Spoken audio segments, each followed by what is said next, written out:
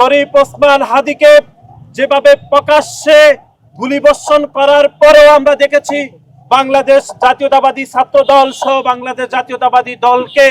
যারা দোষারোপ করে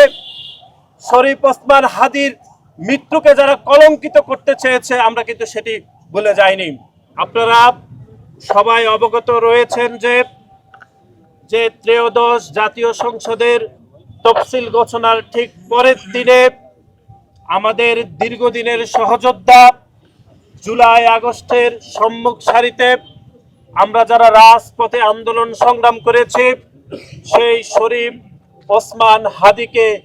গুলিবিদ্ধ করেছে একদল সন্ত্রাসী। আমরা লক্ষ্য করেছি যারা গত 17টি বছর বাংলাদেশের গণতান্ত্রিক যাত্রাকে যারা ব্যাহত করেছে, যারা বাংলাদেশে 2014, 2018 এবং 2024-এর গণতান্ত্রিক নির্বাচনের পরিবর্তে যারা অগণতান্ত্রিক অবৈধ নির্বাচন করেছিল, ঠিক তারাই শরীফ ওসমান হাদিকে সরাসরি গুলিবর্ষণ করেছে বলে আমরা গণমাধ্যমে জানতে পেরেছি। দীর্ঘ এক সপ্তাহেরও বেশি সময় ধরে মৃত্যুর সাথে পাঞ্জা লড়ে আজকেই তিনি আমাদের ছেড়ে চলে গিয়েছেন। বাংলাদেশ জাতীয়তাবাদী ছাত্রদল পুরো পরিবার শরীফ ওসমান হাদির মৃত্যুতে গভীর শোক প্রকাশ করছে এবং একই সাথে তার পরিবারের প্রতি গভীর সমবেদনা প্রকাশ করছে। আপনারা সবাই অবগত রয়েছেন যে দীর্ঘ আন্দোলন সংগ্রামের মধ্যে দিয়ে জুলাই এবং আগস্টের সেই রক্তক্ষয়ী সংঘর্ষে যারা দিনে দুপুরে প্রকাশ্যে 2000-এরও বেশি ছাত্র জনতাকে প্রকাশ্যে গুলি করে হত্যা করেছে, তারাই গণ অভ্যুত্থান পরবর্তী সময়ে বাংলাদেশের আইন শৃঙ্খলা বাহিনীকে চরমভাবে অবনতি করেছে। কিন্তু আমরা দেখেছি যে 5 আগস্ট পরবর্তী সময়ে বাংলাদেশ জাতীয়তাবাদী ছাত্রদল সহ অসংখ্য গণতান্ত্রিকামী ছাত্র সংগঠনের অত্যন্ত ইতিবাচক রাজনীতির পরেও বাংলাদেশে এক শ্রেণীর মানুষ যারা আইন শৃঙ্খলা অবনতি করতে বাংলাদেশের সাধারণ মানুষকে চরমভাবে উদ্বুদ্ধ করেছে। আমরা দেখেছি শরীফ ওসমান হাদিকে যেভাবে প্রকাশ্যে গুলিবর্ষণ করার পরেও আমরা দেখেছি বাংলাদেশ জাতীয়তাবাদী ছাত্র দল সহ বাংলাদেশ জাতীয়তাবাদী দলকে যারা দোষারোপ করে শরীফ ওসমান হাদির মৃত্যুকে যারা কলঙ্কিত করতে চেয়েছে, আমরা কিন্তু সেটি ভুলে যাইনি।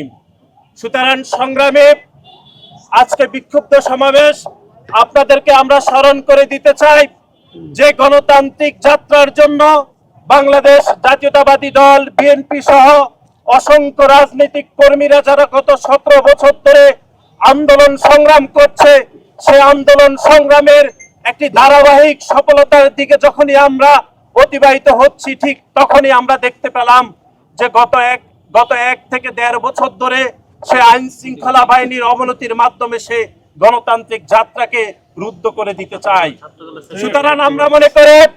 বাংলাদেশ জাতীয়তাবাদী ছাত্রদল সব সময় সজাগ রয়েছে। সে গণতান্ত্রিক যাত্রাকে যারা ব্যাহত করতে চায়, বাংলাদেশ জাতীয়তাবাদী ছাত্রদল তার সমুচীন জবাব ইনশাআল্লাহ দেবে। আমরা মনে করি শরীফ ওসমান হাদির মৃত্যুকে ঘিরে যারা অপরাজনীতি করার অপচেষ্টা করেছেন এবং শরীফ ওসমান হাদির মৃত্যুকে ঘিরে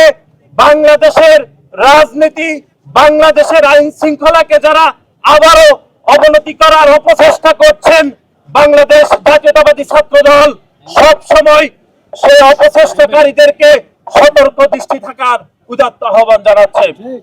এবং আমরা মনে করি আজকের এই মৃত্যু সংবাদ পরিবেশিত হওয়ার পরে থেকে আমরা দেখেছি যে এক শ্রেণীর দুষ্কৃতিকারীরা বাংলাদেশের আইন শৃঙ্খলাকে অবনতি করার জন্য বিভিন্ন